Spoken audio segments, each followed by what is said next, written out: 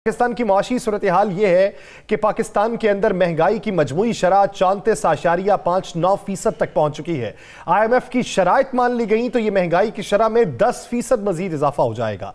IMF ने जो कड़ी शराइत पाकिस्तान के आगे रखी हैं उसमें बिजली, गैस और पेट्रोल की कीमतों में इजाफा होगा। सब्सिडाइज सेक्टर्स वहां पर सब्सिडी देना बंद कर दी जाएगी। दरामदी शोबे पर 110 अरब की सब्सिडी को बंद कर दिया जाएगा। तो पाकिस्तान किस नहज तक पहुंचेगा, इसी पर बात करते हैं। राना साहब की पढ़ते हैं। राना साहब, क्या समझते हैं हुकूमत और IMF के दरमियान जो मुज़ाकरात जारी हैं ये ऊंट किस करवट बैठेगा? बिस्मिल्लाहिर्रहमानिर्रहीम, अस्सलातु वस्सलामु अलैका या सय्यदी या रसूल अल्लाह, अस्सलातु वस्सलामु अलैका या सय्यदी या हबीबल्लाह। देखिए यासर, बड़ी क्लियर सी बात है, तकरीबन 20 करोड़ से ज़ायद आवाम की कुर्बानी देने के बाद IMF और हुकूमत के मुज़ाकरात कामयाब होंगे। इसलिए कि हुकूमत फैसला कर चुकी है, गरीब मरता है इसे और मारो, बिजनेसमैन डूबता है इसे डबो दो, इंडस्ट्री बंद होती है खुद जाके ताले लगा दो। हुकूमत फैसला कर चुकी है। हुकूमत ने IMF को राजी करना है। ये अल्लाह को राजी नहीं कर रहे, ये अल्लाह को राजी करना भूल गए हैं, ये अवाम को, खुदा की मखलूक को राजी करना भूल गए हैं। ये सिर्फ IMF को राजी कर रहे हैं ताकि डॉलर आए, बाहर से भी डॉलर आए, किसी और जगह से भी डॉलर आए, फिर डॉलर हुक्मरानों के जाती अकाउंट्स में जाएं, हुक्मरानों के उन लोग जो सहूलतकार हैं उनके अकाउंट्स में जाएं, हुक्मरानों के जो मिडल मैन आगे रखे हैं उनके अकाउंट्स में जाएं। ये बड़ी सी बात है। मुझे एक बात बताएं, इसहाक डार साहब को लाया गया था ना मुल्क में डॉलर के मुकाबले में, डॉलर जीत गया, इसहाक डार हार गया, वापस भेजें भाई। आप बड़े प्रोटोकॉल से लाए थे, सरकारी त्यारे में लाए थे, IMF से मुज़ाकरात, रोजाना चीखें निकलवा रहे हैं आप, खुद आपके वजीर कह रहे हैं, खुद आप कह रहे हैं कि हमें सख्त तरीन इकदाम करने पड़ेंगे। वो इकदाम किसके लिए होगा? वो आम आदमी के लिए होगा। वो इकदाम किसके लिए होगा? वो जिसकी इंडस्ट्री बंद हो रही है। वो इकदाम किसके लिए होगा? वो उसके लिए होगा जिसके बच्चे भूख से मर रहे हैं। जब एक इंडस्ट्री बंद होगी तो हजारों लोग बेरोजगार होंगे। जब एक इंडस्ट्री बंद होगी तो कई खानदानों में फाके होंगे, चोरी टकेटी में इजाफा होगा। आपके मुल्क के अंदर जब बेरोजगारी बढ़ेगी तो दहशत गर्दी भी बढ़ेगी। किस ना रोक सकेंगे आप उसे? तो IMF, मुझे बताएं, आप IMF के आगे जा रहे हैं। सिर्फ ये लोग, सिर्फ ये 8 माह इन अरकान असम्बली की अयाशियां तो नहीं चले, मैं साजिशें खत्म कर देते। आप एक तरफ गुर्बत से मर रहे हैं, दूसरी तरफ रोजाना एक आधा वजीर मुझे नजर आ जाता नया, जनाब वजीर इसको बना दिया, इसको मशीर बना दिया, इसको फलां बना दिया। ऐसे नहीं है सर, रोजाना होता है। क्या है आपका? आप मुझे बताएं। आप कहते हैं हमारे पास खाने के लिए कुछ नहीं है, आप कहते हैं हमारी इंडस्ट्री डूब गई है, आप कहते हैं हमारे पैसे की वैल्यू खत्म हो गई है, और खुदा का खौफ करो, आपसे बेहतर तो अफगानिस्तान की करेंसी हो गई है। आप सोचो, आपके लिए सोचने का मकाम है। लेकिन आप IMF के गोडे पकड़ के बैठे हुए हैं, आप IMF के पांव पकड़ के बैठे हुए हैं। आज तो वजीर आजम ने कहा है कि IMF हमें बहुत ज्यादा टफ टाइम दे रहा है, लेकिन मजबूरी है IMF की। क्या मजबूरी है? छोरे मजबूरी। हम भूखे रहने के लिए तैयार हैं, कौम भूखी रहने के लिए तैयार है उस सूरत में कि ये भी भूखे रहें, इनके घर में भी भूख नाचे, ये भी वो खाना खाए जो आम आदमी खाता है, ये भी उस गाड़ी में सफर करे जो आम आदमी करता है। इनके कपड़े, वजीर आजम साहब ने कहा था ना, कपड़े बेच के सस्ते आटा सस्ता करूंगा। कपड़े तो नहीं बिके, आटा तो नहीं सस्ता हुआ, लेकिन अवाम के कपड़े उतार दिए इन्होंने।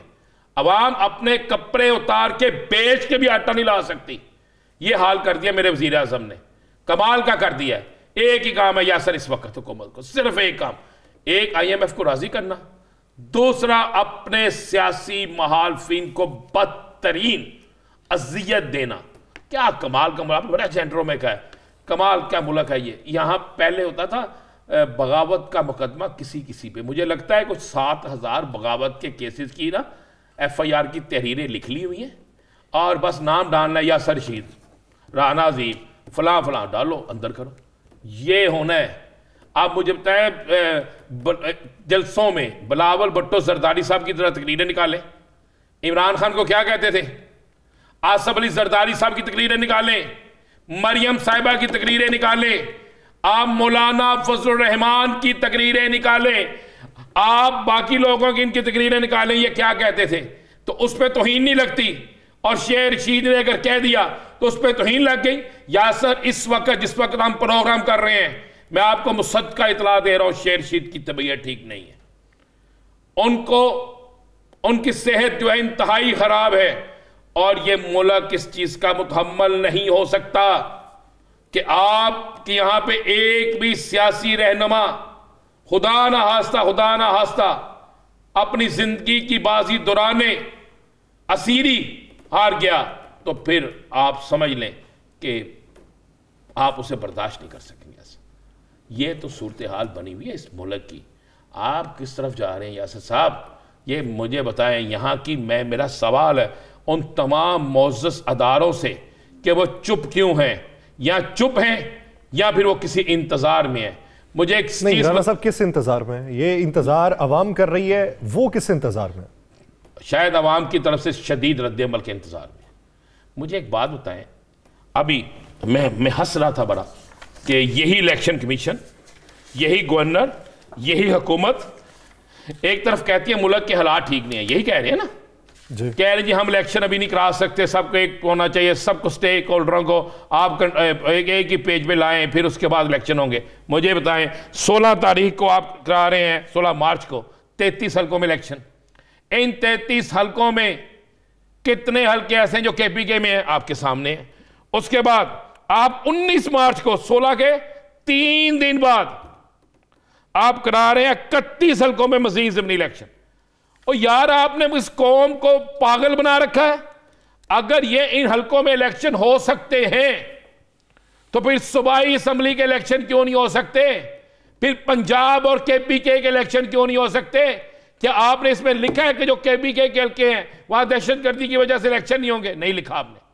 आप करवा रहे हैं, आप कागजात वसूल कर रहे हैं, और 3 दिन बाद आप मजीद आपने क्या हल्कों में आप एक दफा अनाउंस कर दे कि जनाब 19 तारीख को या 16 को इन तमाम हल्कों में होंगे, और उसके बाद बल्कि आप कह दें ये ज़िमनी और सूबाई और जो बाकी दोनों हैं वो होंगे इलेक्शन।